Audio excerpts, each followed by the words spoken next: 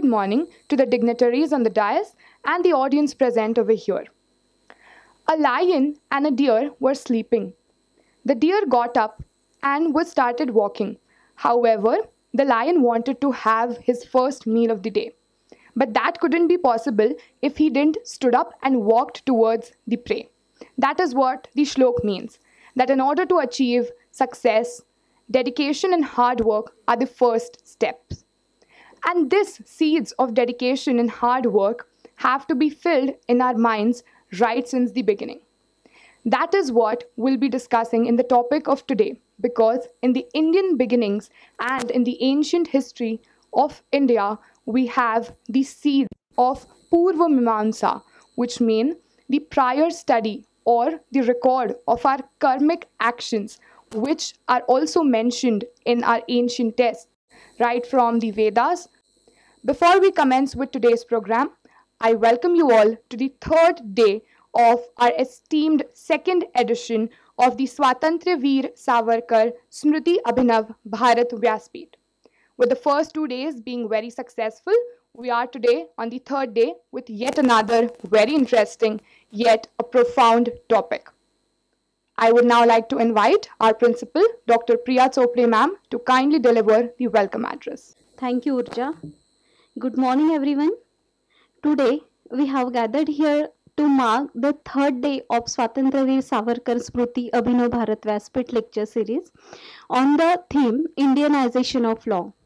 On behalf of Deccan Education Society, Sri Navalmal Firodia Law College family, I welcome you all. I am delighted to welcome the guest speaker for today, Sri Rajeshwar Ghodechkar sir, who will be enlightening us in the area of jurisprudence, philosophy, interpretation and many more in a different and a totally new aspect for all of us.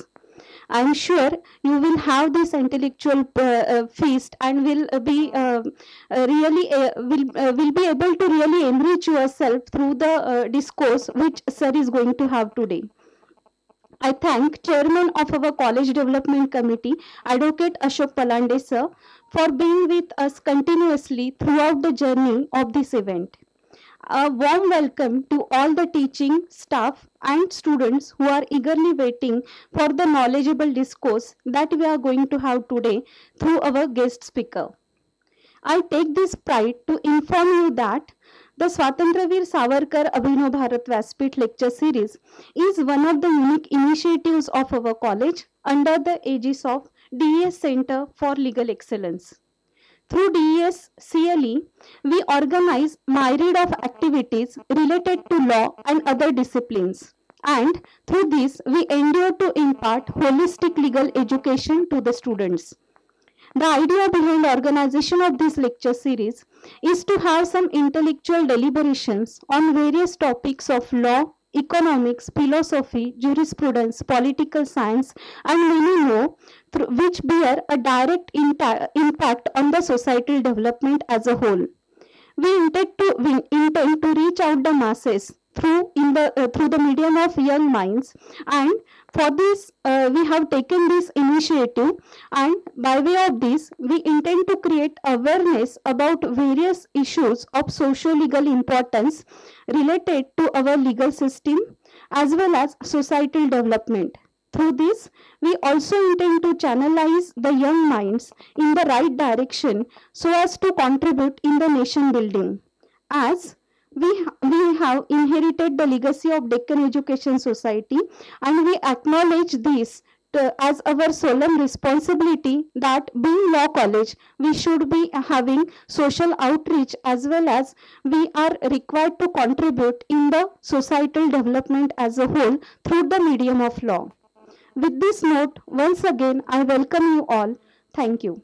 Thank you so much, ma'am. That was yet an assiduous and a warm welcome. Now I would like to call upon Anushri to introduce us with today's guest. नमस्कार, मी आपल्या आजच्या अतिथींचा आपल्याला परिचय करून देते. पंडित राजेश्वर अपर्णा विश्वासशास्त्री देशमुख घोडचकर यांनी श्री दुर्गा पाठशाला नांदेड येथून संस्कृत साहित्य, याज्ञिकी तसेच श्री उमाशंकर अद्वैत वेदांत विद्यापीठ सातारा येथून पुराण व वेदांग व श्री नृसिंह सरस्वती पाठशाला पुणे येथून न्यायशास्त्र अशा विषयांचं अध्ययन केलंय. याचबरोबर त्यांनी वेदशास्त्रोत्तेजक सभा पुणे यांच्या मार्फत घेण्यात येणारी स्मार्त व संस्कृत प्रवेश परीक्षा, तसेच वेदशास्त्रोत्तेजक सभा पुणे व श्री सहस्त्रबुद्धे समाधी मंदिर पुणे यांच्या मार्फत घेण्यात येणारी वेदांग परीक्षा अशा परीक्षा त्यांनी उत्तीर्ण केल्या आहेत. त्यांचे एकूणच कार्य व अध्ययन यामुळे त्यांना अनेक पुरस्कार प्राप्त झाले आहेत. हैदराबाद येथील संस्कृत भारती यांच्यातर्फे देण्यात येणारा मनोरमा पुरस्कार, वेदशास्त्रोत्तेजक सभा पुणे यांच्या मार्फत देण्यात येणारा न्यायभिज्ञ, वेदशास्त्रोत्तेजक सभा पुणे यांच्या मार्फत देण्यात येणारा न्यायकोविद, श्री शारदा पीठम शृंगेरी कर्नाटक यांचा विद्वत प्रवर, वेदशास्त्रोत्तेजक सभा पुणे यांच्या मार्फत देण्यात येणारा न्याय चूडामणी, श्री सुब्रह्मण्यार्ष विद्या परिषद पुणे यांचा श्री सुब्रह्मण्य प्रशस्ती, श्रीपाद सेवा मंडळाचा श्री मामासाहेब देशपांडे स्मृती पुरस्कार, राष्ट्रीय संस्कृत संस्थान दिल्ली यांचा योगशास्त्र विषयातील अखिल भारतीय स्पर्धा परीक्षा कांस्य पदक, मुंबई हिंदी विद्यापीठाचा साहित्य सुधाकर, शृंगेरी कर्नाटकच्या श्री शारदा पीठम यांचा स्वर्णांगुलियक पुरस्कार, शृंगेरी कर्नाटकच्या श्री शारदा पीठम यांचा विद्यानिधी पुरस्कार, श्री महागणेश अधिष्ठान पुणे यांचा पपुब्र दत्त महाराज कवीश्वर पुरस्कार, अशा अनेक पुरस्कारांनी पंडितजींना सन्मानित करण्यात आलं आहे. यावरून आपल्याला पंडितजींच्या व्यक्तिमत्वाच्या उंचीची कल्पना येते. तसेच नगरचे वेदांत विद्यापीठ श्री दत्त देवस्थान, साताऱ्याचे श्री उमाशंकर अद्वैत वेदांत विद्यापीठ, श्री श्री कृष्णानंद सरस्वती शंकराचार्य शकटपूर या ठिकाणी त्यांचा विशेष सन्मान करण्यात आलाय. श्री गणपती वाक्यार्थ सभा शृंगेरी, श्री सुब्रह्मण्य वाक्यार्थ सभा पुणे, श्री शकटपूर शंकराचार्य वाक्यार्थ सभा चेन्नई, श्री दुर्गा वाक्यार्थ सभा नांदेड, आंतरराष्ट्रीय विद्वत महासभा अशा ठिकाणी त्यांचा विशेष सहभाग राहिलेला आहे. कवी कुलगुरू कालिदास विश्वविद्यालय व राष्ट्रीय संस्कृत विद्यापीठ तिरुपती हे ते शिक्षक अतिथी म्हणून त्यांचं मोलाचं मार्गदर्शन लाभलंय. मराठी, हिंदी आणि संस्कृत या तीनही भाषांवरती पंडितजींचं प्रभुत्व आहे. या सर्वांवरून आपल्याला पंडितजींच्या विद्वत्तेची कल्पना येते. अहमदनगरच्या वेदांत विद्यापीठ श्री दत्त देवस्थान येथे न्यायशास्त्राचं अध्यापन, श्री नृसिंह सरस्वती पाठशाला पुणे येथे व्याकरण अध्ययन, योग, मीमांसा याबाबतचं त्यांचं कार्य प्रचलित आहे. अशा विद्वान पंडितजींचं भारतात आणि विदेशात संस्कृतीचा प्रचार आणि प्रसार करणं हेच ध्येय आहे. Thank you so much, Anashri. We had a very brief yet a very detailed instruction and the introduction of the guest. Now I would request our principal, Dr. Priya Chopde ma'am, to kindly welcome our guest.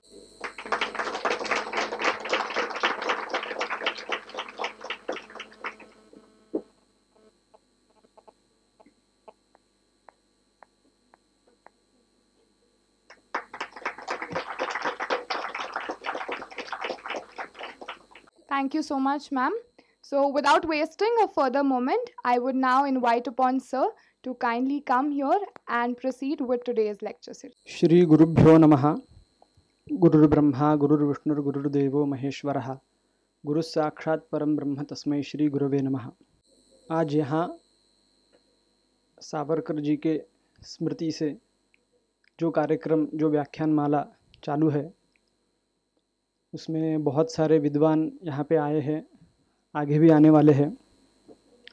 इस अवसर में मुझे जो विषय दिया हुआ है, applied हार्मेनेटिक्स of jurisprudence for पूर्व मीमांसा, ये जो विषय है, इस विषय में कुछ यहाँ पे बोलने के लिए मुझे आमंत्रित किया है. आप सब लोगों के सामने पूर्व मीमांसा तो बता सकता हूँ, लेकिन लॉ का उतना ज्ञान नहीं है, क्योंकि लॉ का आप जैसे पढ़ाई करते हो, आपका जो संप्रदाय है उस संप्रदाय से आप पढ़ाई करते हो, उस संप्रदाय से पढ़ाई नहीं हुई है. फिर भी जो कुछ पढ़ा हुआ है उस हिसाब से बताऊंगा. अगर बताते समय कुछ तफसील यानी डिटेल्स जो है वो थोड़ा अगर यहाँ वहाँ हो सकते हैं, तो आप बाद में वो मुझे आप बता सकते हो क्या क्या डिटेल्स मैंने अलग अलग बताए हैं, गलत हुए हैं, वो सब बता सकते हो बाद में. तो मैं विषय चालू करता हूँ. पूर्व मीमांसा ये जो एक दर्शन है, वो षड आस्तिक दर्शन में तीसरे नंबर पे आता है. जैसे कि पहला वैशेषिक दर्शन, दूसरा न्याय दर्शन, तीसरा पूर्व मीमांसा दर्शन, चौथा योग दर्शन, पांचवा सांख्य दर्शन और छठा वेदांत दर्शन, अद्वैत वेदांत दर्शन। तो ये 6 आस्तिक दर्शन है, उसमें पूर्व मीमांसा का निरूपण किया है। तीसरे नंबर पे है पूर्व मीमांसा। इसमें जो पूर्व शब्द है वो पूर्व शब्द विषय के आधार पर दिया हुआ है। पूर्व मीमांसा और उत्तर मीमांसा, उत्तर मीमांसा को हम वेदांत बोलते हैं। तो पूर्व मीमांसा यानी वेद के 2 भाग है, एक पूर्व भाग है और उत्तर भाग है, जिसे उत्तर भाग को हम उपनिषद कहते हैं, पूर्व भाग को संहिता, ब्राह्मण, आरण्यक ये कहते हैं। तो इसमें पूर्व भाग जो है उसके ऊपर उनके जो नियम है उन नियमों का जिसमें इंटरप्रिटेशन किया हुआ है। मीमांसा यानी इंटरप्रिटेशन, दूसरा कुछ अर्थ नहीं है मीमांसा का। तो पूर्व भाग में किया हुआ जो इंटरप्रिटेशन है उसी को पूर्व मीमांसा कहते हैं, और उत्तर भाग में किया हुआ जो इंटरप्रिटेशन है उसे उत्तर मीमांसा कहते हैं, यानी वेदांत। और बृहति टीका है, पार्थसारथी मिश्र की शास्त्र दीपिका है, खंडदेवाचार्य जी के भाट्ट दीपिका है, शास्त्र दीपिका है। तो इसमें बहुत सारा भेद है। इसमें जो चर्चा हुई है वो चर्चा कैसे हुई है मैं उसका थोड़ा डिटेल बताता हूँ। हमारे यहाँ जो धर्म ग्रंथ अष्टादश विद्यास्थान बोल के है, अष्टादश विद्यास्थान यानी 18 विद्याओं का स्थान, 18 विद्याएं हैं पूर्ण। हमारे हिंदू संस्कृति में 18 विद्याएं हैं। तो उसमें वेद से 4 वेद और उसके षडांग, अथर्ववेद यानी उसके जो अंग है गोपथ, ब्राह्मण वगैरह ये सब हैं। और उसमें से आयुर्वेद है, संगीत है, धनुर्वेद है, अथर्ववेद है, ये सब मिला के 18 विद्याएं वहाँ पे कही गई है। तो उसमें 18 विद्याओं के जो ये जो पूर्व मीमांसा और न्याय शास्त्र जो है उसको वेद का ही एक अंग माना गया है। ये वेद का ही एक अंग है, क्योंकि वेद में लिखे हुए जो नियम है उन नियमों को ठीक तरीके से बिठाना, यानी परस्पर विरोध नहीं हो इस तरीके से बिठाना, ये काम सब शास्त्र करते हैं। तो हर एक शास्त्र का उसमें कुछ ना कुछ कंट्रीब्यूशन होता ही है। तो ये जब बात यानी 18 विद्या स्थान है तो इसमें सबसे प्रबल प्रमाण इसका मतलब है जो यथार्थ विषय का निरूपण करता है, जो है वैसा जो बताता है उसे हम प्रमाण कहते हैं। वैसे तो 4 प्रमाण अलग अलग है, प्रत्यक्ष, अनुमान, उपमान, शब्द, अर्थापत्ति, अनुपलब्धि, ये सब ये भाग में नहीं जाएंगे। प्रमाण का मतलब है जो एक ठीक से नियम बताता है, ऐसा जो वाक्य है उस वाक्य को हम प्रमाण कहते हैं। तो ये नियम जो है ये सब नियम वेद में बताए हुए हैं। तो सबसे प्रबल प्रमाण जो है वो वेद है। उसके ऊपर यानी वेद में सब है ऐसा तो नहीं बोल सकते, सब है ऐसा नहीं बोल सकते, इसका मतलब सब विस्तृत रूप से है ये नहीं बोल सकते, सूक्ष्म रूप से तो सब है वेद में। तो उसका जो विस्तार किया है बाद में वो स्मृति ग्रंथ हो गए। और जो स्मृति ग्रंथ है, स्मृति ग्रंथों का जब एप्लीकेशन हुआ तो उसी को हम सदाचार बोलते हैं। मनुस्मृति में जो लिखा है वेद स्मृति सदाचारः स्वस्य च प्रियमात्मनः, ये धर्म मूलमिदं स्मृतम, धर्म का मूल क्या है तो वेद, स्मृति और सदाचार।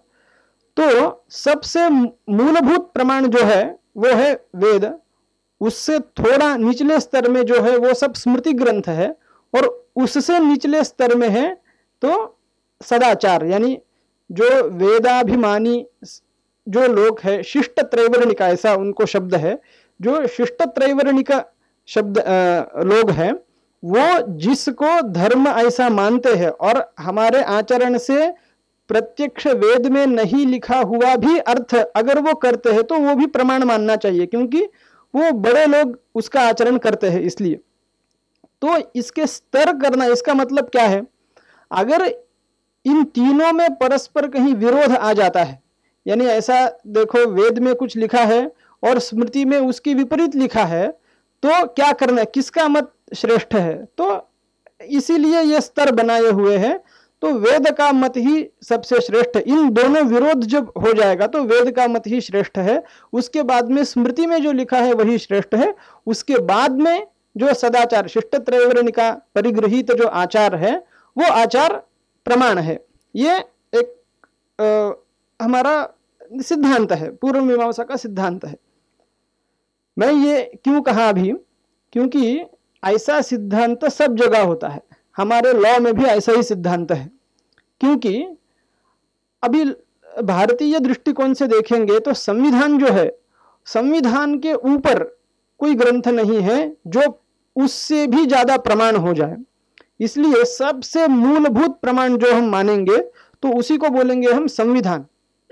फिर उसके बाद में जो होगा वो होगा उसके हर एक राज्य के एक्ट, बॉम्बे एक्ट है या दिल्ली एक्ट है, ये जो ऐसे एक्ट होते हैं, ये एक्ट को हम संविधान नहीं मानते लेकिन संविधान मूलक मानते हैं। संविधान अगर प्रमाण है तभी इनका प्रामाण्य सिद्ध हो सकता है। संविधान अगर नहीं है, ऐसा सोचो संविधान अगर बदल गया तो ये एक्ट भी बदलने पड़ेंगे हमको, क्योंकि एक्ट का जो प्रामाण्य है वो प्रामाण्य संविधान के प्रामाण्य के ऊपर टिका हुआ है। इसलिए सबसे मूलभूत प्रमाण जो है वो संविधान है। उसके बाद में जो आता है वो एक्ट होते हैं, उसके बाद में जो आते हैं वो सब तो नियम तो वैसे ही है, लेकिन उन नियमों का परिपालन कैसे करते हैं वो उसका एप्लीकेशन करने वाले जो लोग हैं, हम आज की भाषा में बोलेंगे तो आज के भाषा में वो शिष्ट त्रैवर्णिक ऐसा हम कहेंगे, तो बाद में वो हो जाएगा। तो ये एकदम जैसे समान है, समान धागा है, ऐसे ही प्रामाण्य का स्तर इसमें भी हम देख सकते हैं। तो ये कहने का मतलब क्या है, ये जो प्रमाण है अगर एक्ट और संविधान का विरोध हो जाएगा तो किसको हम श्रेष्ठ मानेंगे? संविधान को ही श्रेष्ठ मानेंगे, एक्ट को हम अप्रमाण घोषित करेंगे, एक्ट बदलेंगे, ऐसा कुछ हो सकता है। तो ये एक साम्य है धर्म विचार सरणी में, पूर्व मीमांसा की विचार सरणी में और आधुनिक लॉ की विचार सरणी में ये एक बहुत बड़ा साम्य है। एक बहुत बड़ा वैषम्य भी है इसमें। क्या वैषम्य है? वेद तो हम अभी नया निर्माण नहीं कर सकते, जो वेद है वो वेद वैसा के वैसा ही है, हम वो घटा भी नहीं सकते और बढ़ा भी नहीं सकते, वैसा ही है। स्मृतियों का भी प्रणयन पूर्व ऋषि ने किया है, वो भी हम घटा नहीं सकते, बढ़ा नहीं सकते। वैसे ही संविधान के बारे में नहीं है, क्योंकि हम उसमें और नियम डाल सकते हैं, यानी अमेंडमेंट कर सकते हैं और उसी के तरीके से हम कुछ नियम घटा भी सकते हैं उसमें से। तो ये बहुत बड़ा एक फर्क है। सब लोग अगर मिल जाएंगे और एक निर्णय करेंगे, अभी आज से ये नियम हमने निकाल दिया है, तो वो हम परिष्कृत कर सकते हैं, उसका परिष्कार कर सकते हैं, लेकिन वेद का और स्मृति का परिष्कार नहीं कर सकते। लेकिन उस जगह पूर्व मीमांसा में क्या होता है, इसका अर्थ बदल सकते हैं हम। अगर नियम नया नहीं डाल सकते, लेकिन पहला जो नियम है उसका पूर्व ऋषियों ने जो अर्थ वहां पे लिखा हुआ है वो अर्थ गलत है या सही नहीं है, इसका हम दूसरा अर्थ लगा सकते हैं। ये यानी उसका अर्थ निकालने की जो प्रक्रिया है उसमें स्वातंत्र है हमारा, लेकिन नया जो वाक्य है वो वाक्य हम वहां पे कभी भी नहीं डाल सकते। तो ये बहुत ज्यादा एक फर्क है संविधान में और वेद में। तो ये एक वैषम्य है। और दूसरा वैषम्य क्या है, ये जो गृहीतक हम क्या बोलते हैं, प्रिजम्पशन जो बोलते हैं, वो भी बहुत ज्यादा अलग है। तो ये मैं क्यों बोल रहा हूं, ये सब वैषम्य है लेकिन ये साम्य भी है। प्रिजम्पशन अलग है या एक है, वो तो ठीक है, लेकिन निर्णय करने का जो एक तरीका है वो तरीका तो एकदम से समान है। पूर्व मीमांसा का जो निर्णय करने का तरीका है, एक वाक्य अगर देखेंगे तो उससे जो निर्णय कर सकते हैं, वो निर्णय करने का तरीका तो एकदम से समान ही है। यही हम आगे बताने वाले हैं। तो मैंने ऐसे एक 6 नियम ऐसे निकाले हैं, जैसे अभी आप सब लोगों को उसका बहुत ज़्यादा परिचय होगा। मैं आपको वो पूर्व मीमांसा में कैसे लागू होते हैं ये बताने वाला हूँ। जैसे कि अभी 6 नियम निकाले हैं, वो मिस्चीफ रूल है, गोल्डन रूल है, सिंगल मीनिंग रूल है, supply of word, popular versus etymological, conflict of law. ये 6 नियम लिए हैं यहाँ पे। तो इसमें हम एक एक करके देखेंगे। अभी पहला जो नियम है हमारा मिस्चीफ रूल है। मिस्चीफ रूल का मतलब क्या है? संविधान में या किसी भी एक्ट हो, कोई भी हो, इसमें से एक पद, एक शब्द, एक वर्ण या एक वाक्य किसी का भी वैयर्थ्य नहीं होना चाहिए। वैयर्थ्य नहीं होना चाहिए इसका मतलब क्या है? उसका कुछ उपयोग नहीं है, ऐसा कभी भी नहीं होना चाहिए। ये मिस्चीफ रूल है। मिस्चीफ रूल का यानी ऐसा ही होगा, मैंने जो देखा है ऐसा ही है इसका अर्थ। अगर कुछ अलग है तो आप बताइए बाद में मुझे। तो ये है मिस्चीफ रूल से। एक केस भी, मैंने एक केस का भी स्टडी किया है, वो भी थोड़ा बताता हूं आपको। 1970 में शायद ये केस चला हुआ था, और जस्टिस सहाय जो थे उन्होंने जो निर्णय दिया है वो निर्णय आपको बताऊंगा। एक टीचर था, वो टीचर के यानी जो नौकरी कर रहा था, हो गया 1 साल बाकी था रिटायरमेंट के लिए, और उसको प्रिंसिपल बनना था उस शाला का या कॉलेज का जो है, वो उसका प्रिंसिपल बनना था। तो उसने प्रिंसिपल होने के लिए आवेदन किया। फिर लेकिन ऐसा कहा कि आप प्रिंसिपल नहीं हो सकते, क्योंकि आपको 1 ही साल बाकी है, रिटायर होने के लिए 1 ही साल बाकी है। तो ऐसा एक लॉ है, रिटायरमेंट को 1 साल अगर बाकी हो तो वो आदमी प्रिंसिपल नहीं बन सकता। तो उन्होंने क्या किया, वो कोर्ट में गए, और कोर्ट में जाने, मैं कॉन्ट्रैक्ट बेसिस पे रिटायरमेंट होने के बाद में भी मैं और 2 साल नौकरी कर सकता हूं, तो कुल मिला के मेरी ड्यूटी हो जाएगी 3 साल तक। तो 3 साल है मेरे ड्यूटी के लिए, तो मैं अभी प्रिंसिपल बन सकता हूं। तो तब सहाय जी ने क्या कहा, यहाँ पे रिटायरमेंट ये जो शब्द है, वो शब्द आप कॉन्ट्रैक्ट बेसिस पे कब नौकरी कर सकते हैं? आप पहले रिटायरमेंट, आपकी रिटायरमेंट होगी तभी आप बाद में जाके कॉन्ट्रैक्ट बेसिस पे आ सकते हैं। आप जब ड्यूटी में हैं तब कॉन्ट्रैक्ट बेसिस पे नहीं आ सकते। तो अगर यहाँ पे आप प्रिंसिपल बनेंगे तो ये रिटायरमेंट, ये जो शब्द है, इस शब्द का कुछ अर्थ यहाँ पे नहीं लागू हो सकता है। तो ये मिस्चीफ रूल को यानी उन्होंने कंडक्ट किया। मिस्चीफ रूल से ये जो लॉ है, इस लॉ में रिटायरमेंट ये शब्द जो है, उस शब्द का हम वैयर्थ्य हो जाएगा।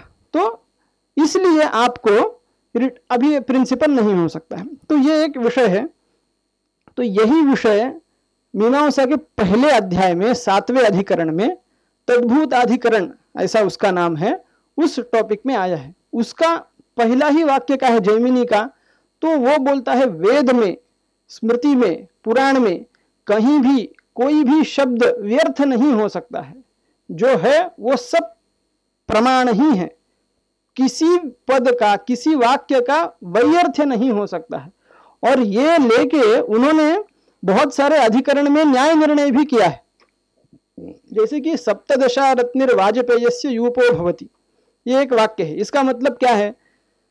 वाजपेय नाम का एक यज्ञ है, उस यज्ञ में पशु यज्ञ है वो, और बांधने के लिए एक ऐसा खंबा होता है, आपने कभी देखा होगा शायद। खंबा है, उसको यूप ऐसा बोलते हैं। तो यूप में वो क्या, उसका परिमाण कितना लेना चाहिए ये बताने के लिए, तो सप्तदशा रत्न यानी ऐसा देखेंगे 17 फीट, ये 17 फीट लंबा होना चाहिए। ये सब टॉपिक है उसमें। तो वहां पे पूर्व पक्षी क्या कहता है कि इसका जो परिमाण है केवल यूप का परिमाण नहीं होना चाहिए। वाजपेय याग में जो जो सारे यानी यूप है, पात्र है, ग्रह है, तो इन सब का वो सब 17 फीट करने चाहिए, केवल यूप ही करना चाहिए ऐसा नहीं है। तो ये बोलने के बाद में उन्होंने यही दाखला दिया और कहा कि ये तद्भूताधिकरण से इस वाक्य में यूप शब्द जो, तो यूप क्यों लिखा उन्होंने? यूप का ही सप्त, अगर यूप ही करना चाहिए ऐसा नहीं है, इसमें बाकी भी सारे कर सकते हैं, तो यूप क्यों लिखा? तो इसलिए यूप शब्द का वैयर्थ्य हो जाएगा, ये दिमाग में रख के उन्होंने निर्णय दिया कि यूप ही करना चाहिए। ये पूरा का पूरा अधिकरण सहाय जी ने उस केस में लिखा जो रिटायरमेंट इस शब्द का वैयर्थ्य हो सकता है, ये जब उन्होंने बताया तो ये पूरा का तद्भूताधिकरण और सप्तदशारत्न वाजपेय से यूपो भवति, ये पूरा का पूरा मीमांसा का अधिकरण लिख के उसमें ऐसा ऐसा निर्णय दिया है। तो इस तौर पे यहाँ पे रिटायरमेंट इस शब्द का भी वैयर्थ्य हो जाएगा, इसलिए आपको अभी प्रिंसिपल नहीं हो सकता है। तो ये निर्णय करने की क्षमता तद्भूताधिकरण से हम, यानी वो साम्य, जब हम निर्णय करेंगे किसी अर्थ का तो पहले क्या दिमाग में होना चाहिए, किसी भी वाक्य का, किसी भी शब्द का वैयर्थ्य नहीं होना चाहिए। अगर वैयर्थ्य हो जाएगा तो वो जो नियम हमको ज्ञात हो रहा है, हम जो समझ रहे हैं, वो नियम सही समझ में सही नहीं आ रहा है, क्योंकि किसी का वैयर्थ्य हो रहा है। तो ये एक वहां पे दिया था। अभी दूसरा जो है वो गोल्डन रूल है, वो भी आप लोगों को समझ में होगा। गोल्डन रूल का मतलब क्या है? एक अर्थ जो है, शब्द है कुछ, उस शब्द का अर्थ व्यापक करना। व्यापक करना यानी उस शब्द का अर्थ एक हमको पता है, कुछ ना कुछ पता है, लेकिन उसका हम अर्थ अगर व्यापक करेंगे तो कब कर सकते हैं? अभी इसका मैं उदाहरण बताता हूं गोल्डन रूल का। ये भूदान यज्ञ समिति का गठन किया था यूपी गवर्नमेंट ने। वो केस शायद आपको भी पता होगा, लैंडलेस पर्सन केस हम बोलते हैं उसको। तो उसमें क्या किया, कुछ एक व्यापारी था, व्यापारी ने, उसके पास बहुत सारा पैसा था, लेकिन उसने क्या किया, उसके पास जमीन नहीं थी, तो उसने एप्लीकेशन भर दिया तो मुझे भी ये योजना के तहत यहाँ पे आपने सरकार ने मुझे भी कुछ जमीन देनी चाहिए। तो वो मना किया, तो व्यापारी बाद में गया, सुप्रीम कोर्ट में गया, वहां पे हाई कोर्ट में गया। हाई कोर्ट ने ऐसा निर्णय दिया कि आपको, यानी गवर्नमेंट ने, सुप्रीम यूपी गवर्नमेंट ने इनको देना चाहिए, ऐसा बताया। लेकिन फिर सुप्रीम कोर्ट में जब गया तब उन्होंने न्याय निर्णय ये देते समय मीमांसा का ही एक अधिकरण वहां पे लिखा, जजमेंट में मीमांसा का अधिकरण लिख के ये हो सकता है, इसलिए आपको ये नहीं दे, यानी आपको जमीन ये नहीं दे सकते। तो वो अधिकरण क्या था, वो है लक्षणा, ऐसा एक टॉपिक है हमारे पूर्व मीमांसा में, अजहल लक्षणा या जहल लक्षणा, ऐसा एक टॉपिक है। इसका मतलब क्या है, एक हमारा उदाहरण है, हम हमारे संप्रदाय से चला हुआ उदाहरण है, मैं ये बताता हूं आपको। लौकिक व्यवहार को दृष्टिकोण में रख के ही ये निर्णय किया हुआ है पूरा। तो उसमें क्या है, दही रखा था कि एक माँ थी, माँ ने दही रखा था और उसके घर में बहुत ज़्यादा बिल्लियाँ थी। तो उसने क्या किया, अपने लड़के को बोला, अरे ये मैंने दही यहाँ पे रखा है, बिल्ली से इसका रक्षण करो, ये बोला, और वो चली गई। तो हुआ क्या, वहाँ पे बिल्ली तो नहीं आई, लेकिन और कुछ प्राणी आ गए, यानी दही भक्षण करने वाले, और क्या कौवा है कुछ और बाकी आ गए। तो माता जी ने क्या कहा था, बिल्ली से रक्षण करना, बिल्ली तो नहीं आई, इसलिए वो ऐसा ही बैठा और चुपचाप खड़े रहा। फिर बाद में माता जी आ गई और बोली, अरे आपने रक्षण नहीं किया, आपने बोला बिल्ली से रक्षण करना है, बिल्ली तो नहीं आई, कोई दूसरा ही प्राणी आ गया था, तो क्या करे अभी। तो ये सब दाखला देते हुए वहां पे बिल्ली इस शब्द का अर्थ क्या है, जिस वस्तुओं से, जिस प्राणी से दही को हानि पहुंच सकती है, वो बिल्ली शब्द से लेना चाहिए। ये उस माँ ने बोलते समय बिल्ली ऐसा बोल दिया है, लेकिन वो तात्पर्य नहीं है। और एक इसका उदाहरण दे देते हैं। जब यानी अभी धर्मशास्त्र का एक नियम है, परान्न भक्षण नहीं करना, कहीं भी परान्न ग्रहण नहीं करना है। तो एक लड़के को ऐसे बाहर खाने का इच्छा हो गया, वो माता जी से बोला मैं खाऊं क्या? माता जी बोली जाके जाओ विष खा के आ जाओ या मिट्टी खा के आ जाओ, ऐसा बोल दिया माँ ने। तो वो गया और मिट्टी खा के आया। वो बोला आपने मिट्टी खाने के लिए बोला है, मिट्टी खा के आया। तो ये तात्पर्य नहीं होता है, मिट्टी खाओ ऐसा बोलने का तात्पर्य मिट्टी खाओ इसमें नहीं होता है, परान्न भक्षण नहीं करना है। तो ये जो अलग सा एक अर्थ निकलता है वो उसी को बोलते हैं हम गोल्डन रूल, ऐसा बोल सकते हैं।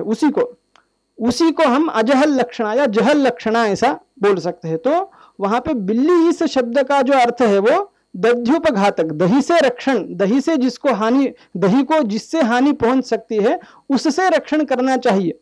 तो ये समझ में रख के ही वो जस्टिस शायद कौन था, जेके शर्मा थे, उन्होंने क्या बताया, ये सब ध्यान में रखते हुए आपके पास जमीन तो नहीं है, ये ठीक बात है, लेकिन जमीन खरीदने का पैसा तो है आपके पास में।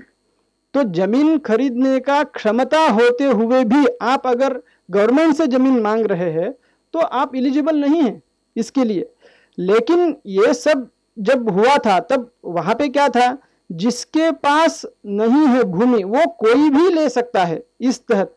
तो वो यानी वहां पे ऐसा नहीं लिखा था अमीर चाहिए या गरीब चाहिए, कौन से किससे जाति से चाहिए, यह सब नहीं था। जो कोई है जिसके पास जमीन नहीं है वो ले सकता है। ऐसा नियम होते हुए भी गोल्डन रूल का यानी अजहल लक्षणा का दृष्टांत देके उन्होंने वो उसके विरुद्ध निर्णय दे दिया।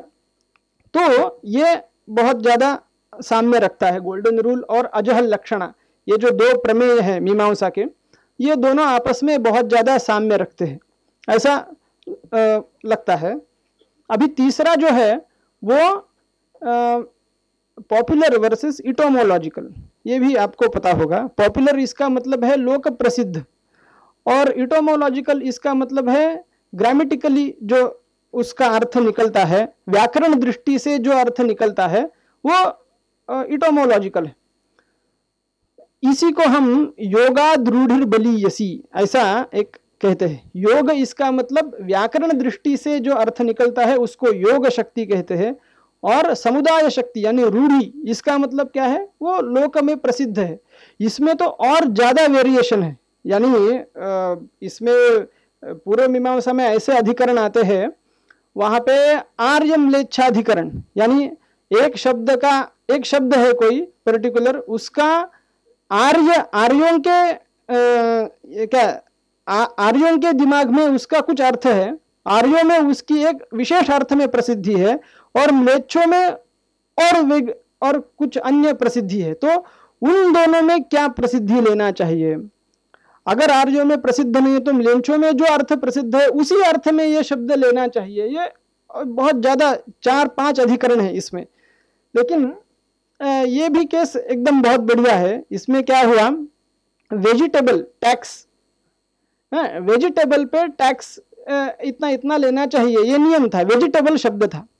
तो उन लोगों ने क्या किया, जो व्यापारी केली के पत्ते ले जाते थे और पान के पत्ते ले जाते थे उनको भी वही टैक्स लगाया। जो अन्य सब्जियों में या फल में जो टैक्स लगाते हैं वही टैक्स उन्होंने केली के पत्तों के ऊपर भी लगाया, क्योंकि उनके हिसाब से वेजिटेबल इसका मतलब क्या है, वो केली के पत्ते भी आते हैं वेजिटेबल से। यानी अगर उसका एटोमोलॉजिकल अर्थ देखेंगे तो वेजिटेबल का अर्थ केली के पत्ते, पान के पत्ते भी हो सकते हैं। लेकिन वहां पे ये नियम बता करके ही उन्होंने योग है, लेकिन रूढ़ी उसकी जो है वो रूढ़ी तो हमने देखनी चाहिए। ये इतना प्रबल है। पहले के काल में रथकार नामक एक जाति विशेष था, आप लोगों को पता नहीं होगा, आपको तो यानी ब्राह्मण, क्षत्रिय, वैश्य, शूद्र ये 4 जातियां मालूम है, लेकिन और बहुत सारे पहले के काल में जातियां थी और उनके अलग अलग नियम भी थे, बहुत सारे नियम थे। तो बाकी सब लोगों को अग्निहोत्र रखने का कुछ अधिकार नहीं था। लेकिन एक ऐसा नियम आया है, रथकार अग्निन आदधीत, रथकार भी अग्नि का आधान यानी अग्निहोत्र, एक अग्निहोत्र आपको पता होगा या मुझे पता नहीं अभी, लेकिन अग्निहोत्र यानी आपको एक अच्छा दृष्टांत देता हूँ। रामायण में पुत्र कामेष्टि यज्ञ जिस अग्नि पे किया हुआ था उसी को अग्निहोत्र कहते हैं। तो ऐसे जो अग्नि है वो अग्नि का आधान करने के लिए रथकार, अन्य वर्णों का अधिकार नहीं था, लेकिन ऐसा नियम है। तो अभी क्या हुआ इसमें, वहां उस टाइम जो पंडित थे उन पंडितों ने क्या किया, रथकार इसका मतलब क्या है, जो रथ बनाता है, रथं करोति इति रथकार, रथ करने वाला। अभी रथ ब्राह्मण भी कर सकता है, क्षत्रिय भी उत्पन्न कर सकता है, वैश्य भी कर सकता है। तो जिनको अधिकार है वही रथकार से ले लेंगे और उन्हीं को अग्निहोत्र करने का हम निर्णय करेंगे, ऐसा बोला। लेकिन रथकार ये जो शब्द है वो शब्द जाति विशेष के लिए वहां पे आया हुआ है, जाति विशेष के लिए, यानी जो हर कोई रथ करने वाला रथकार नहीं हो सकता ये कह के, वो जो प्रसिद्ध कह के, तो फिर उसको सब वेद पढ़ाना चाहिए। वो त्रैवर्णिक यानी ब्राह्मण क्षत्रिय वैश्य नहीं है, फिर भी तीसरे चौथे जाति वाला है, फिर भी उसको वेदाध्ययन करा के उसकी अगर इच्छा है तो उसको भी अग्निहोत्र वगैरह सब ये करने की अनुमति दे दी। ऐसा ही निषाद स्थपत्यधिकरण न्याय भी है, वहां पर भी ऐसा ही बताया हुआ है। तो ये सब न्याय जो है, ये मैं क्यों बोल रहा हूं, ये सब जो मीमांसा के अधिकरण है वो सब अधिकरण वो वेजिटेबल के केस में वहां के जो जस्टिस थे उन्होंने सब लिखे, पूरा का पूरा लिख के फिर बाद में ये ऐसा ऐसा निर्णय करना चाहिए, ये मीमांसा के अनुषंग से उन्होंने निर्णय किया था। इसलिए मैं भी आपको बता रहा हूं। तो ये हो गया योगात रूढ़िर बलीयसी, इसका ये एक न्याय है। इसी को हम पॉपुलर वर्सेस इटोमोलॉजिकल ऐसा बोल सकते हैं।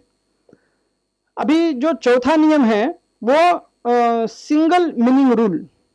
सिंगल मीनिंग रूल का मतलब क्या है, एक शब्द है उसका अर्थ एक ही होना चाहिए सब जगह, जहां जहां नियम में वो शब्द आ जाएगा उस शब्द का वही अर्थ लेना चाहिए जो हमने पहले नियम में लिया हुआ था, उसी को सिंगल मीनिंग रूल ऐसा बोलते हैं।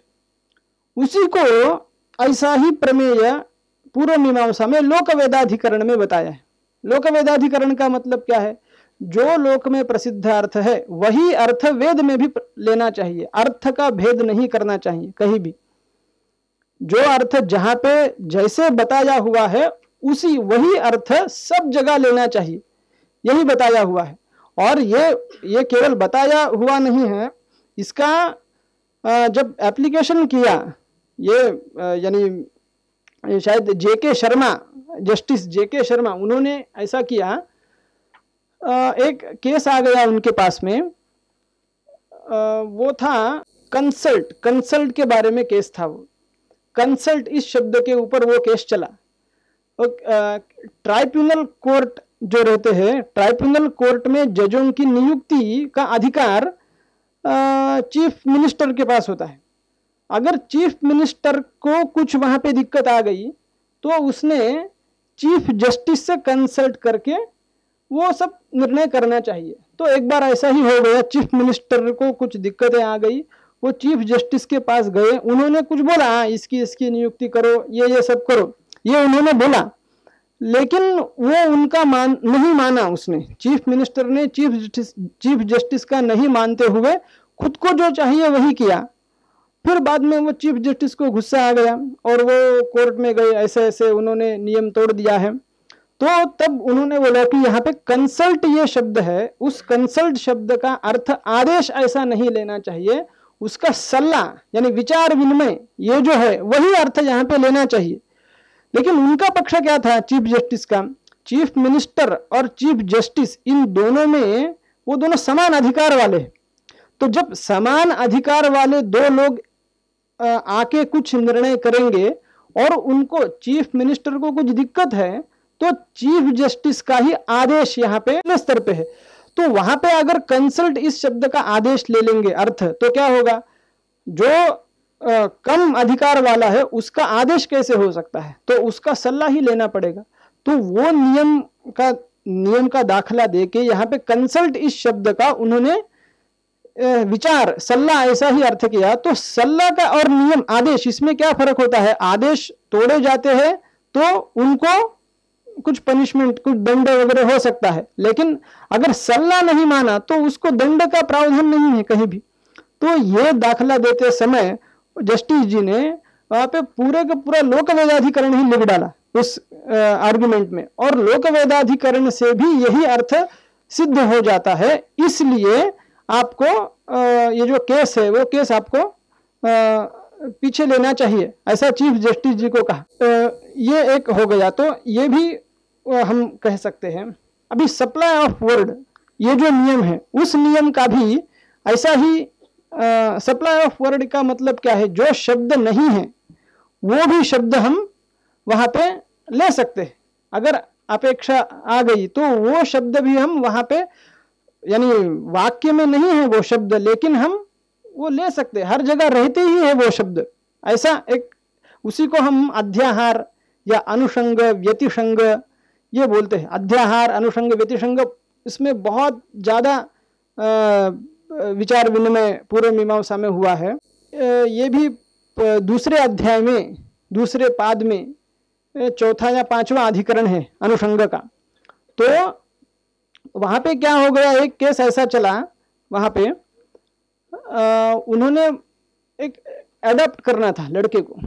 तो जब एडॉप्ट करना है तो उसकी रिस्पॉन्सिबिलिटी किसके पास होगी? उसका सब, यानी पहले वाले माता पिता के पास होगी, या जो एडॉप्ट करेंगे उनके पास सब उसकी रिस्पॉन्सिबिलिटी होगी? तो वहां पे बता दिया कि जो एडॉप्ट करेंगे उन्हीं के पास, उस पिता के पास ही इसकी सब जिम्मेदारी होगी, उसके संरक्षण की, उसके भरण पोषण की जिम्मेदारी जो एडॉप्ट करेंगे, वो एडॉप्ट करने के बाद जो पिता होगा उसी पिता के ऊपर उसकी सब जिम्मेदारी होगी। वहां पे क्या हुआ था, एक विधवा स्त्री थी और विधवा स्त्री को एडॉप्ट करना था, लेकिन नियम क्या है, एडॉप्ट करने के बाद जो सब उसकी रिस्पॉन्सिबिलिटी है, संरक्षण की जिम्मेदारी है, वो पिता के पास है। तो इसको पिता ही नहीं है, तो इसलिए क्या हो गया, पिता नहीं है, इसलिए वो स्त्री कोई लड़के को एडॉप्ट ही नहीं कर पाएगी। ऐसा वहां पे चला केस। तो उन्होंने क्या, जस्टिस जी ने क्या कहा, ऐसा नहीं हो सकता है, क्योंकि वहां पे कुछ नियम है। क्या नियम है? पिता पर ही सब जिम्मेदारी है, ये नियम है, ये ठीक है, लेकिन ये कब होगा? असति बाधके, ऐसा हम बोलते हैं यहाँ पे, असति बाधके, यानी अगर पिता हो, ये 3 शब्द डाल दिए उन्होंने, वो सब पूरा का पूरा नियम बदल गया। फिर अगर पिता हो तो पिता के ऊपर जिम्मेदारी हो जाएगी, पिता ही सब संरक्षण करेगा। अगर पिता नहीं है तो जो माँ है, माता जी है, वो स्वतंत्र है सब करने में। तो ये 2-3 शब्द डाल दिए। ये 2-3 शब्द, उसी को हम अध्याहार, ये प्रत्यक्ष लिखित स्वरूप में नहीं है, कहीं भी लिखित स्वरूप से नहीं होते हुए भी हम वो डाल सकते हैं, वो स्वतंत्र रहता है हमें। तो ये क्यों होता है? इसी को बोलते हैं हम अध्याहार, ऐसा बोलते हैं। अध्याहार यानी वो शब्द कहीं वाक्य में नहीं है, लेकिन वो शब्द होते ही है वहां पे। ये ऐसा लिखने की आवश्यकता नहीं है उन शब्दों को, वो पहले से ही होते हैं, बिना लिखे हुए भी जो होते हैं उसी को हम अध्याहार ऐसा कह सकते हैं। तो ये जो अधिकरण है, यानी दूसरे अध्याय में जो अधिकरण है, उसका भी एक बहुत लौकिक उदाहरण हम बताते हैं। जैसे अभी आप सब लोगों को पता होगा, ये होता है क्या, किसी ने गले का मंगलसूत्र निकाल के चोर भाग रहा है, तो वो क्या बोलेंगे? अरे चोर चोर इतना ही बोलेंगे, उसको पकड़ो ऐसा नहीं बोलेंगे कोई भी। क्यों नहीं बोलेंगे? क्योंकि चोर है तो पकड़ो ये आता ही है, उसमें वो बोलने की आवश्यकता नहीं है। तो उसी को हम अध्याहार कहते हैं। ये लोक प्रसिद्ध है, एकदम लोक में प्रसिद्ध है। जो लोक प्रसिद्ध नियम है वही नियम वो सब यहाँ पे पूर्व मीमांसा में भी वही नियम लगाए हैं और संविधान में तो वही नियम लगाए हैं। अभी जो आखिरी वाला जो मुद्दा है वो मुद्दा ऐसा है, कॉन्फ्लिक्ट ऑफ लॉ, ये इसकी व्याप्ति बहुत ज़्यादा है। इसमें सामान्य विशेषण न्याय, सावकाश निरवकाश न्याय, परयुदास, ऐसे 5-6 प्रकरण है इसमें। पूर्व मीमांसा में इसके 5-6 प्रकरण हैं और आधी से ज़्यादा पूर्व मीमांसा कॉन्फ्लिक्ट ऑफ लॉ में ही चली गई है, खर्च हो गई है। तो ये बहुत बड़ा विषय है। मैं एक आपको उदाहरण बताता हूँ। हमारे वेद में क्या है, गीता जी में भी लिखा हुआ है, माँ हिंस्यात् सर्वा भूतानि, किसी के जीव की हिंसा नहीं करनी चाहिए, ये बताया है। और यजुर्वेद में ऐसा बताया है, अग्निशोमीयम पशुम आलभेत। इसका मतलब क्या है, अग्निशोमीय पशु, पशु यानी एक यज्ञ में जिसकी आहुति होती है उसे वो पशु है, तो पशु का आलंबन करना चाहिए। आलंबन करना चाहिए इसका मतलब उसको मार के उससे जो हविर द्रव्य है, हविर द्रव्य लेना चाहिए, हृदय अंग वगैरह ये है। इसमें ये बातें हम बाद में कर सकते हैं, किसी को मारना अच्छी बात है या नहीं, ये अलग विषय है। हमें अभी जो देखना है वो नियम के तौर पे देखना है, तो उस नियम से देखेंगे हम। तो क्या हो गया, गीता जी में क्या लिखा है, किसी को नहीं मारना चाहिए, किसी भी जीव की हत्या नहीं करनी चाहिए, ये बताया है। और उसी वेद में क्या लिखा है, अग्निशोमीय पशु का आलंबन करना चाहिए, त्वाष्ट्रम पात्नीवतम उत्सृजेत, ऐसे बहुत सारे नियम है। पशुयाग बहुत सारे हैं। तो अभी विरोध आ गया, किसी की जीव की हिंसा नहीं करनी चाहिए और यहाँ पे पशु मारने के लिए कहा है, तो क्या करेंगे उसमें। तो यही अधिकरण लिख के 3 लोगों का बेंच था, यानी 3 जस्टिस थे, नागेश्वर राव, नरीमन और सुब्रमण्यम जी। ऐसे ये तो केस 2018 का है, अभी हाल ही में हुआ है। तो ये 3 बेंचों के जज थे। ऐसा ही एक प्रॉब्लम उनको दूसरे क्षेत्र में आ गया, तो उन्होंने क्या किया, ये पूरा जो सावकाश निरवकाश न्याय है वो न्याय लेके ही उन्होंने उस वो जो प्रॉब्लम आया था उनको, उसका निरूपण कर दिया। वहां पे क्या हुआ था, एक ऐसा नियम है, सट्टा नहीं लगा सकते। सट्टा जो है, किसी खेल में हम सट्टा कोई भी लगाता है तो ये पूरा का पूरा अवैध है। उसको क्या बोलेंगे, सट्टा को बेट, हाँ। तो ये नहीं कर सकते। लेकिन आंध्र गवर्नमेंट का एक नियम है, जो खेलता है, खेलने वाला जो व्यक्ति है वो बेटिंग कर सकता है, ऐसा आंध्र गवर्नमेंट में है। तो उन दोनों का विरोध हो गया। अभी क्या करें इसमें, आंध्र गवर्नमेंट का ठीक माने या भारत सरकार का जो संविधान में यानी बड़े स्तर पे जो है उसका माने। तो इसके बारे में उन्होंने पूरा का पूरा अग्निशोमीयम पशुमालभेत, ये जो अधिकरण है वो सब अधिकरण लिख के उसमें जो सावकाश निरवकाश न्याय है वो सब बता करके, उसका युक्ति क्या है। अभी यहाँ पे मिस्चीफ रूल याद में आना चाहिए। मिस्चीफ रूल का मतलब क्या है, कुछ भी वाक्य व्यर्थ नहीं हो सकता है। तो व्यर्थ नहीं हो सकता है तो दोनों भी वाक्य लीगल है, दोनों वाक्य लीगल है तो वो दोनों भी व्यर्थ नहीं होने चाहिए। तो उन दोनों की कुछ संगति लगानी चाहिए। क्या लगाएंगे संगति, तो इसकी व्याप्ति देख के संगति लगाई। किसी ने भी बेटिंग नहीं करना चाहिए, ये जो सामान्य नियम है। सामान्य नियम इसका मतलब क्या है, हर राज्य में लागू होता है, हर व्यक्ति को लागू होता है, पूरे के पूरे देश में वो लागू हो जाएगा। लेकिन आंध्र गवर्नमेंट का जो नियम है वो केवल आंध्र प्रदेश में ही वो कारगर है, बाकी जगह उसकी व्याप्ति नहीं है। यानी उड़ीसा, बंगाल में ये नहीं कर सकते, उस नियम के आधार पर कुछ न्याय निर्णय नहीं दे सकते। तो अगर दोनों को प्रमाण सिद्ध करना चाहिए तो क्या किया उन्होंने, ये जो वाक्य है वो सावकाश है, अवकाश है, उसका उस नियम से कार्य करने के लिए अन्य राज्य है, यही अवकाश है उसका। लेकिन आंध्र गवर्नमेंट का जो नियम है वो अगर हम ये करेंगे, क्या आंध्र गवर्नमेंट का जो नियम है उसको हम क्या झूठा ऐसा बताएंगे या क्या बोलेंगे, हाँ वो करेंगे तो वो नियम ही चला जाएगा, मिस्चीफ रूल से विरोध हो जाएगा उससे। तो इससे उन्होंने क्या किया, आंध्र में चलेगा, ये केवल आंध्र में ही चलेगा, अन्य भारत में कहीं जगह ये नहीं चल सकता है। उन दोनों का एक वाक्यता करके, एक वाक्यता यानी उसी को हम अभी परजुदास भी बोल सकते हैं। परजुदास का मतलब क्या है, आंध्र के अलावा, आंध्र के व्यतिरिक्त सब जगह बेटिंग नहीं करनी चाहिए, ये एक नियम बनाया उन दोनों को मिला करके। वैसे ही मां हिंस्यात् सर्वभूतानि, ये जो वाक्य है वो अग्निशोमीय पशु के और जो सब भूत लोग है वो उनकी ये नहीं करनी चाहिए, उनकी हत्या नहीं करनी चाहिए। यही नियम देखो, जब ये हमारा जब फांसी की शिक्षा होती है, दंड फांसी जब सुनाई जाती है तो क्या होता है, सबके सामने वो जो फांसी देने वाला जो आदमी है वो हत्या करता है।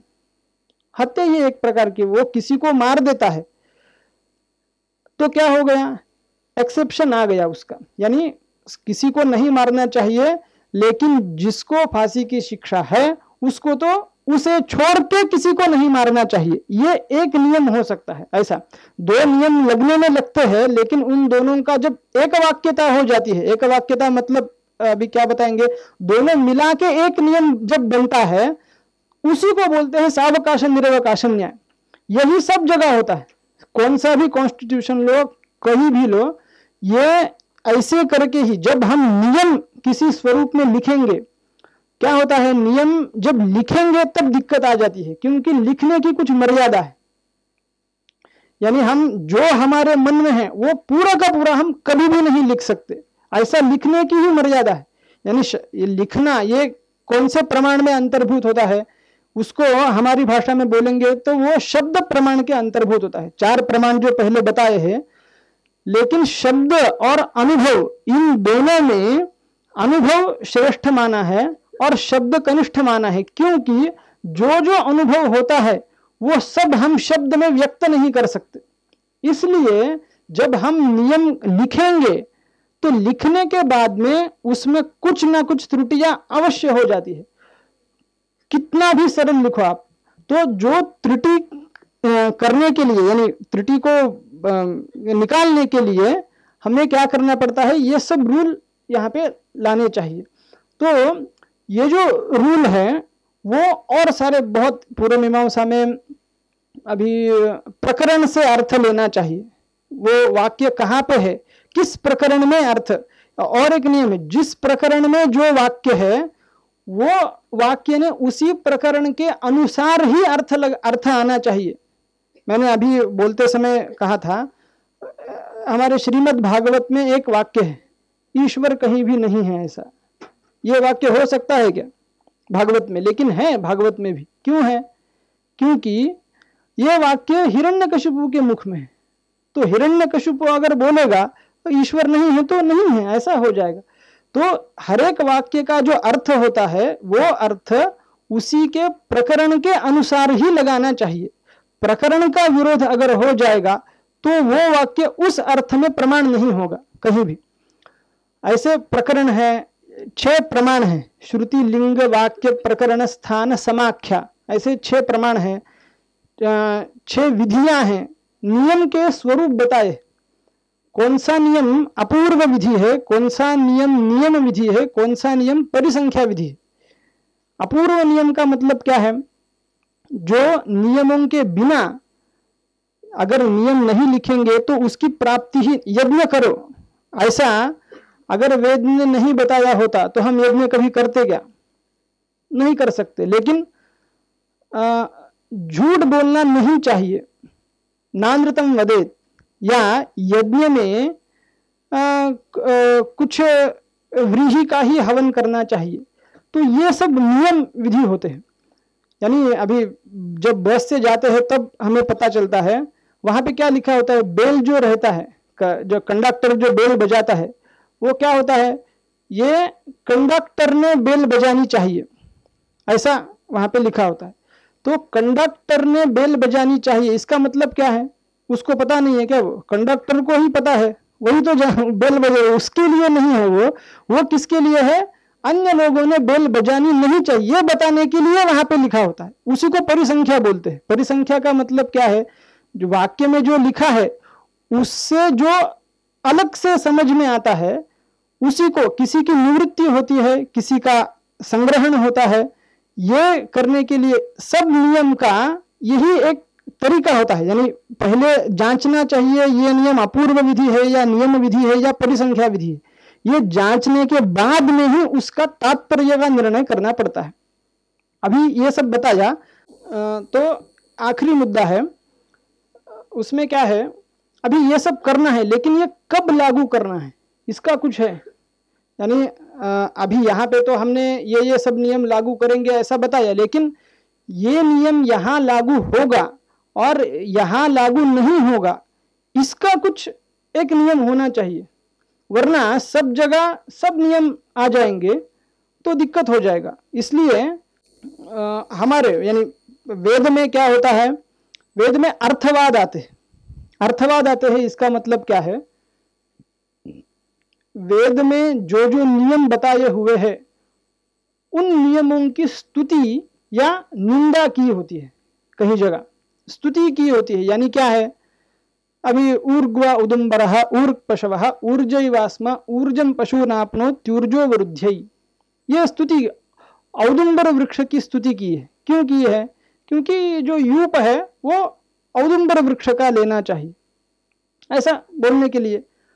और भी जगह वपा मुदखिदत तद रुद्रस्य रुद्रत्वम तदश्रु व्यतीर्यत, यानी रजत की चांदी की उत्पत्ति रोने से हुई है, ऐसा कुछ निंदा परक है। यानी हम पूर्व मीमांसा में स्तुति और निंदा इसका मतलब ही क्या है? जो नहीं है वो गुण के तौर पर बताना ये स्तुति कहलाता है, और जो नहीं है वो निंदा के तौर पर बताना उसको निंदा कहते हैं।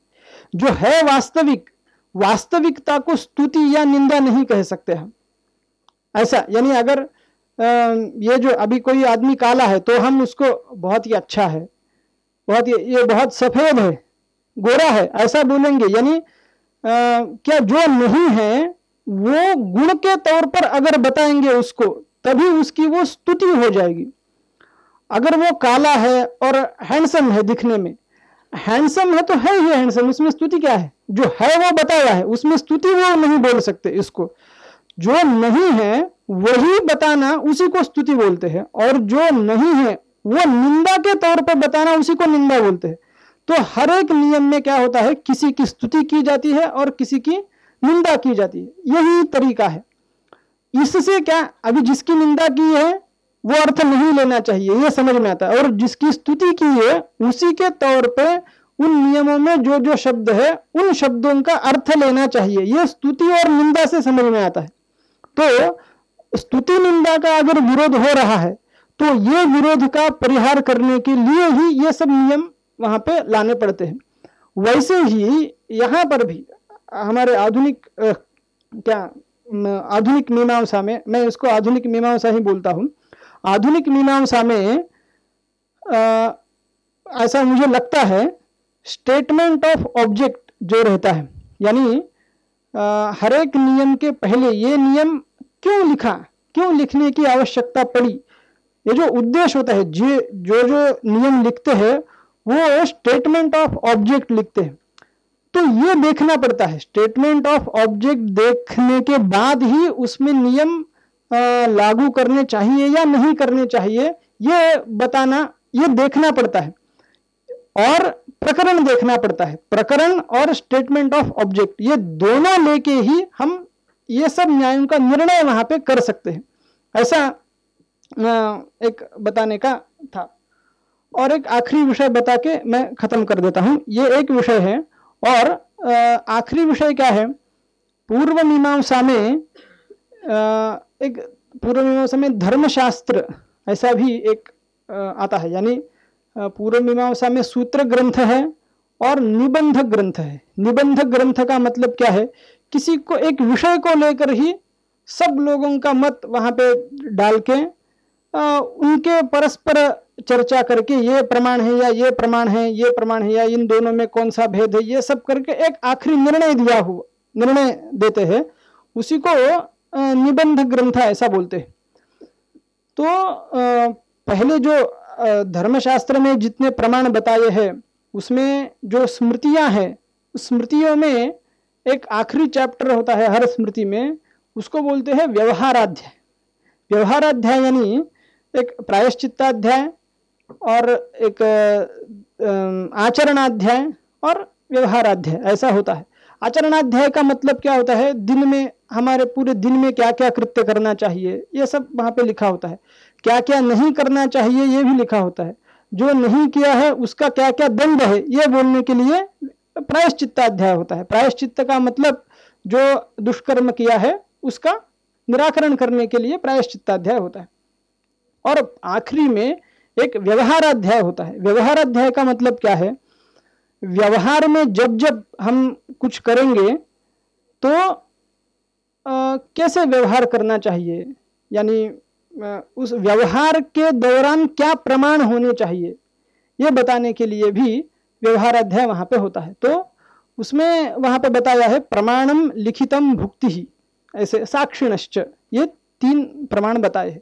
तो लिखित स्वरूप जो प्रमाण होता है वो प्रमाण भी ग्राह्य होता है, यानी मीमांसा में जब देखेंगे तो लिखित स्वरूप से जो प्रमाण होता है वो भी हम एक प्रमाण ले सकते हैं, उसको साक्षियों को भी ले सकते हैं। और भुक्ति यानी क्या बोलेंगे, उपभोग, किसी भूमि का उपभोग जब करते हैं तब भी ले सकते हैं। तो ये भी बहुत ज़्यादा सिमिलैरिटी मुझे दिखती है। आधुनिक मीमांसा में भी यही क्रम से सब किया हुआ है। लेखन चाहिए, डॉक्यूमेंट्री चाहिए, पूरी उपभोग चाहिए और साक्षी एविडेंस यानी विटनेस चाहिए।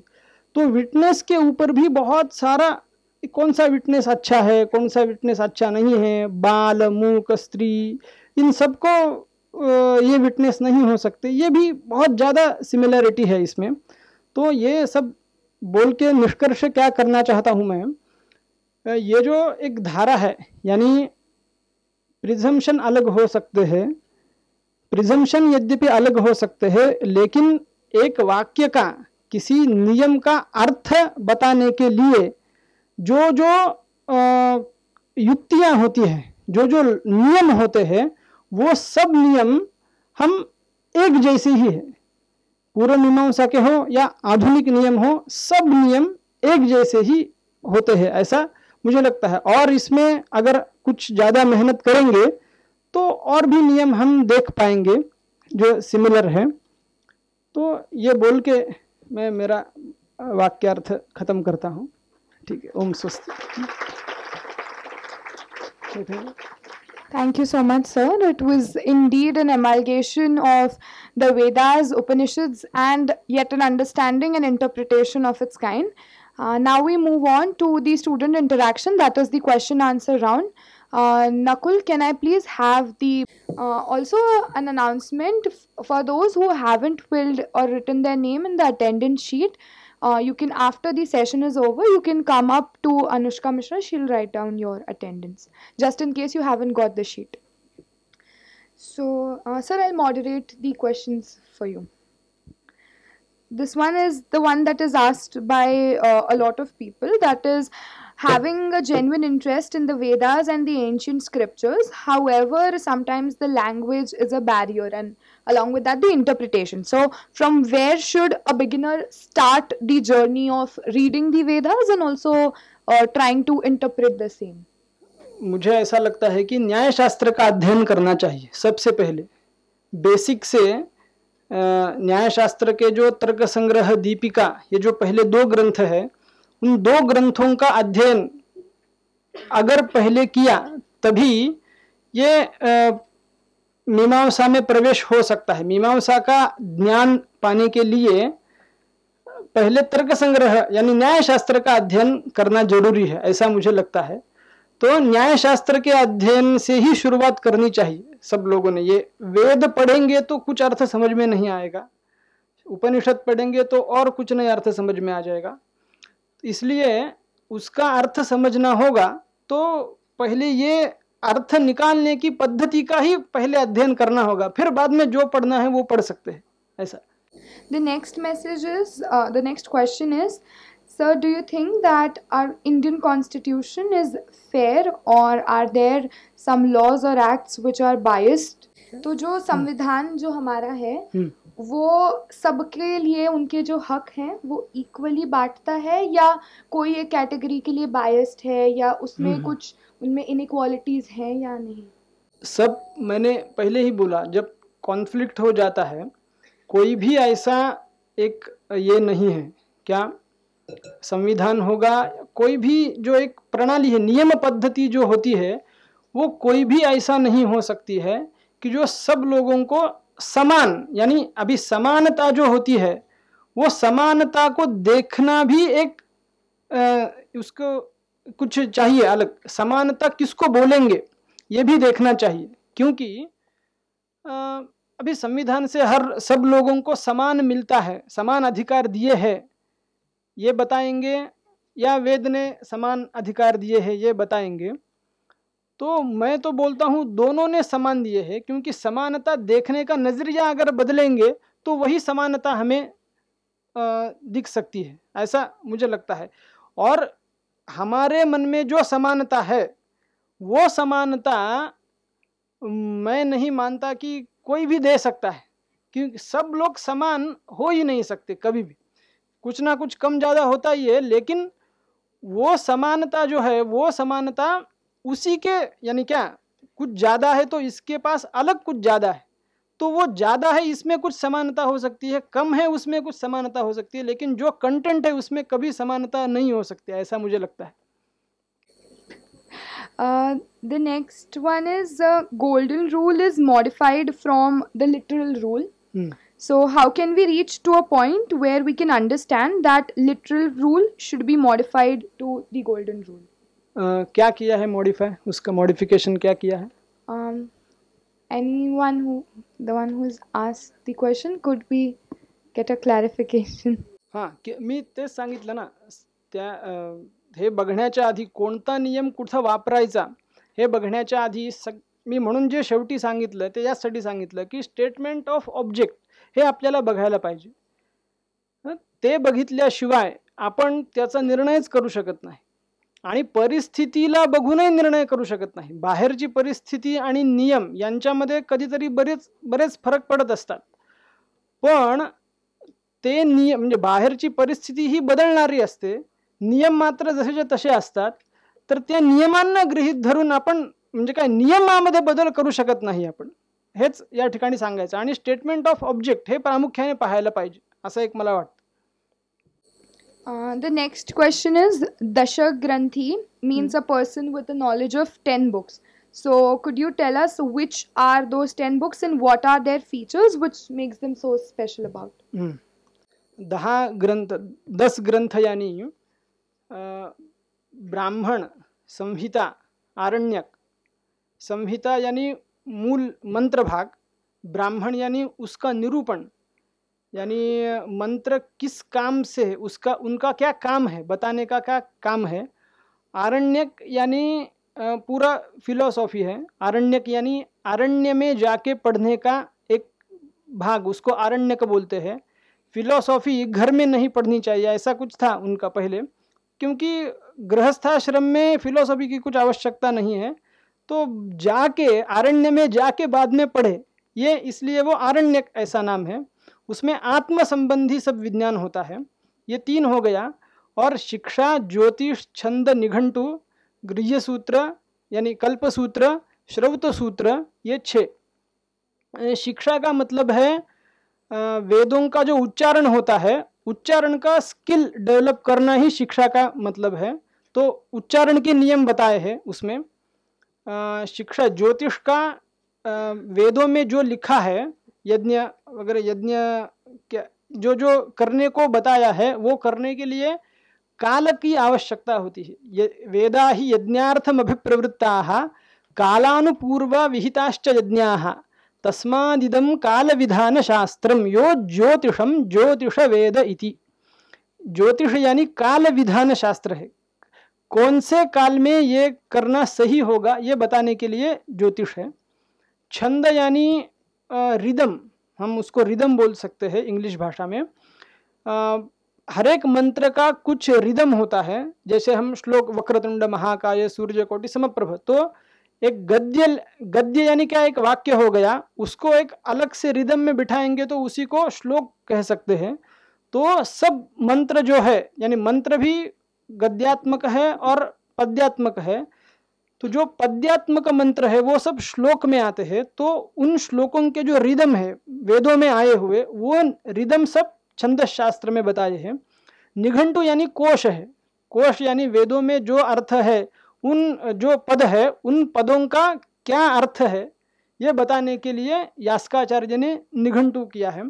और उन्हीं ने निरुक्त भी किया है। वेदों में आए हुए शब्दों का ग्रामेटिकली अर्थ बताने के लिए श्रौत सूत्र है। गृह्य सूत्र और कल्प सूत्र जो होते हैं वो प्रयोग विधि बोलते हैं। यानी वेदों में केवल लिखा होता है दर्शपूर्ण मासाभ्याम स्वर्ग कामो यजेत, यानी एक दर्शपूर्ण मास याग करना है, इतना ही बताया है। वो कैसे करना है ये बताया नहीं होता है। तो कैसे करना है ये बताने के लिए सब कल्प सूत्र या गृह्य सूत्र आते हैं। तो ये हो गए फिर, यानी इसमें थोड़ा मतभेद भी है। निघंटु और श्रौत, निघंटु और निरुक्त, इन दोनों को अलग अलग मानते हैं, तभी दश ये संख्या पूर्ण होती है। एक मानेंगे तो 9 ही हो जाते हैं, इसलिए वो अलग अलग कहते हैं। ये दश ग्रंथ है। Thank you sir. The next is न्याय मीमांसा वेदांत सध्याच्या काळात शिकवण्यासाठी किंवा सोप्या भाषेत कळवण्यासाठी काय प्रयत्न करता येऊ शकतात. I will also translate it in English because we have a mixed crowd over here. So Nyay, Mimamsa, Vedant, it is how to make them relevant to today's time and make it easier for students to learn. हम कुछ ये कर सकते हैं क्या, सुलभ कर सकते हैं, लेकिन अभी लॉ सुलभ करेंगे ऐसा बोला हमने। हो सकता है क्या लॉ कभी सुलभ? क्यों नहीं हो सकता?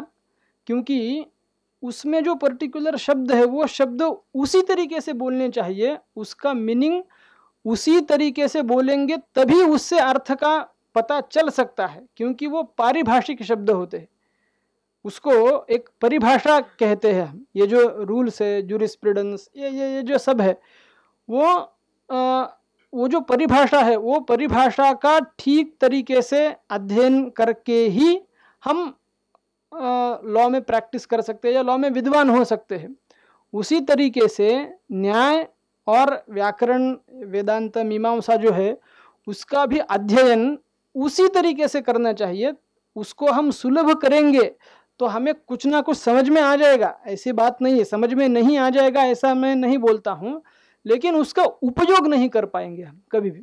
उसका उपयोग करने के लिए जो ज्ञान चाहिए वो उसकी लैंग्वेज ही आनी चाहिए उसके लिए, तभी हम उसका उपयोग कर सकते हैं।